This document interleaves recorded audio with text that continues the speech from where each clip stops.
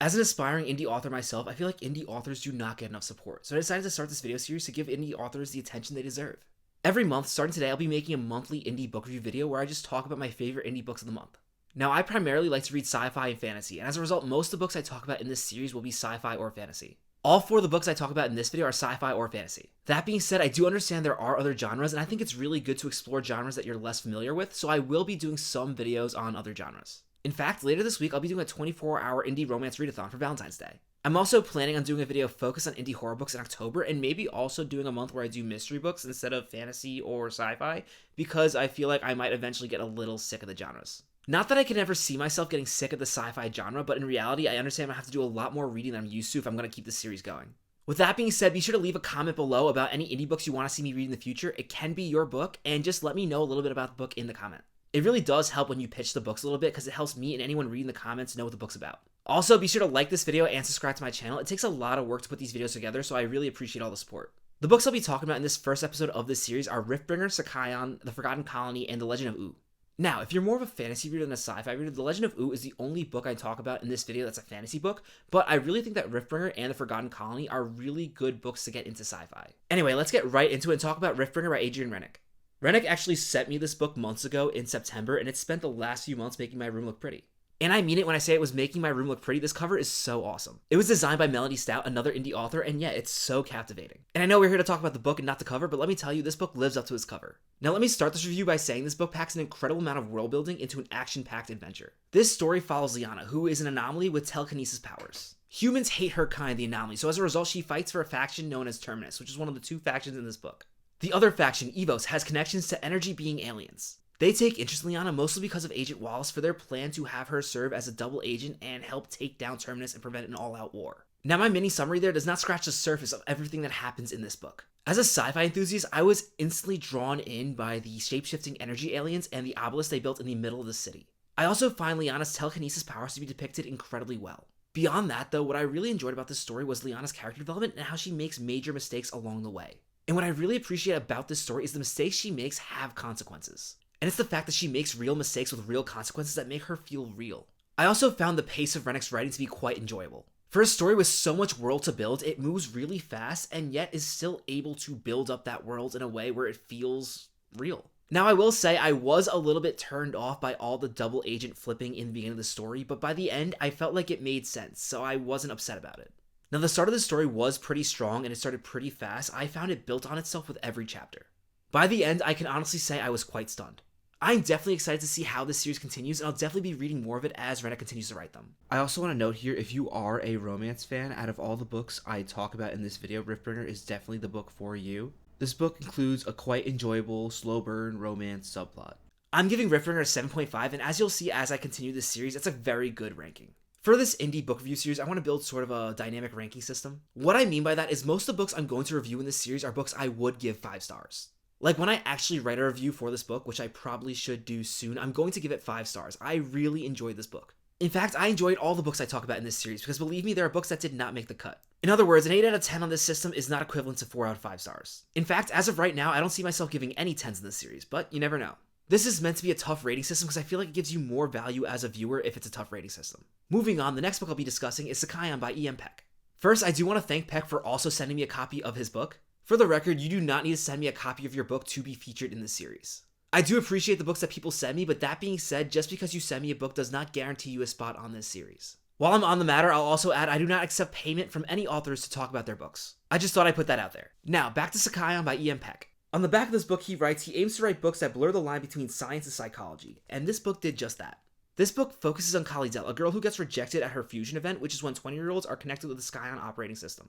And what that basically is them merging their mind with this digital consciousness. After her rejection, she teams up with this brilliant but drug-addicted engineer named Ashir who wants to take SCION down.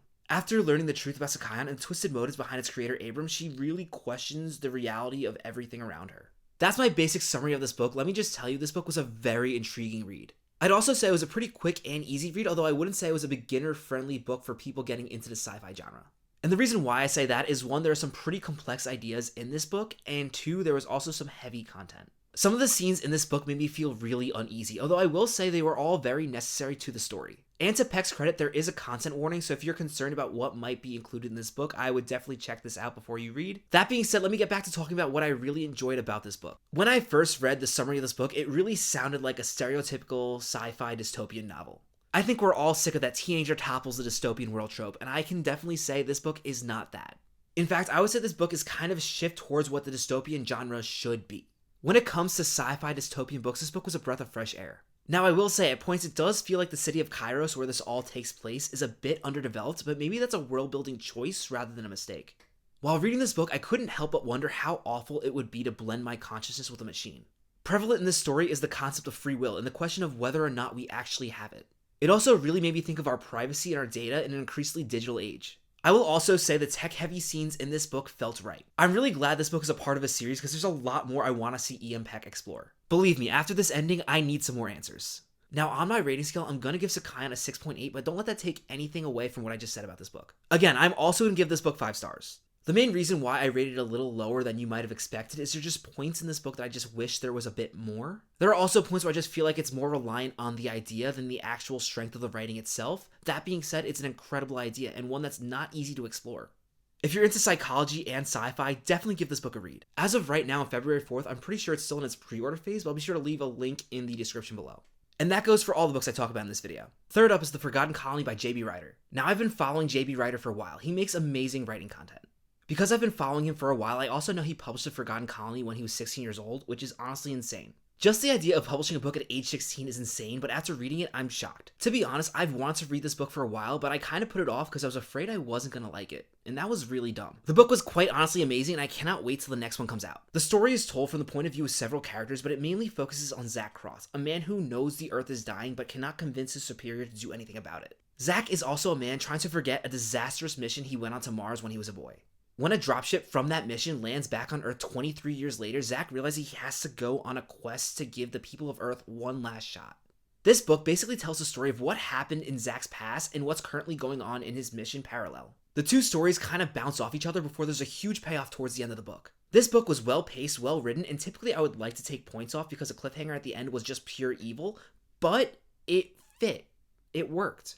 And what I mean by that is despite the cliffhanger that drove me mad, this book still feels complete. While I still want more from this series, scratch that, I need more. I need to know what happens next.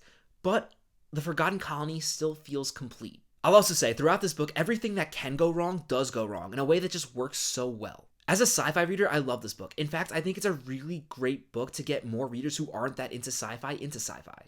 At the same time, I feel like it also has a lot to offer for veterans of the genre, like myself. Ryder has a long writing career in front of him, and after this book, I'm excited for anything he writes next. I'm giving The Forgotten Colony an 8.7. Yes, it was that good. And finally, last but not least, I'm going to be talking about The Legend of Ooo by Aaron Hall. Now, this is another book I actually got sent a digital copy of in September, so whoops, sorry Aaron. Hopefully I can make it up to you with this review because The Legend of Ooo was a lot of fun to read. This book starts with a town knighting our main character, DJ, because they could not knight his father twice. Yeah, obviously feeling like he did not earn his title, DJ decided to prove himself by going on a quest. In order to do so, he put together a team of misfits, including a very loud friar, an orc that loves to read, and his best friend who also wants to become a ranger. This is a book that did not take itself too seriously, and I think that's what made it work so well. At one point, the characters encounter a character that is very clearly Brandon Sanderson. During another portion of this adventure, they encounter a very dangerous noodle cult. The tone of this book is very lighthearted and comical, and for the most part, the comedy is very spot on.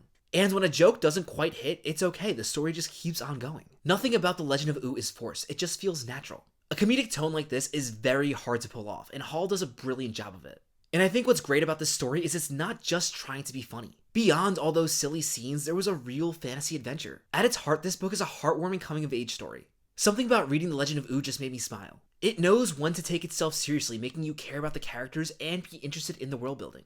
That being said, it never takes itself too seriously, giving it the perfect balance. This is a story I would have loved to read back when I was 15, and I'm glad I read it now. In a world where most authors are trying to make fantasy darker and darker, Hall did the opposite, and it's quite enjoyable. This might be my soft spot for comedy speaking, but I'm giving The Legend of Ooo a 7.9.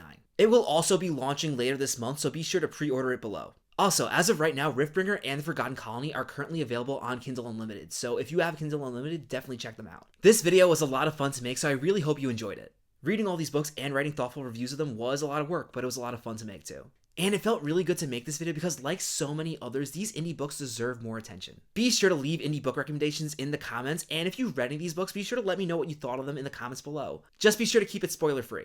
If you want to talk about these books in more depth with me, but you don't want to give away any spoilers, be sure to DM me on Instagram. I try my best to respond there. I don't always do the best job, but I'm trying. Anyway, thank you so much for watching. See you next month for the next episode. Actually, see you in a week for the Romance Indie Readathon.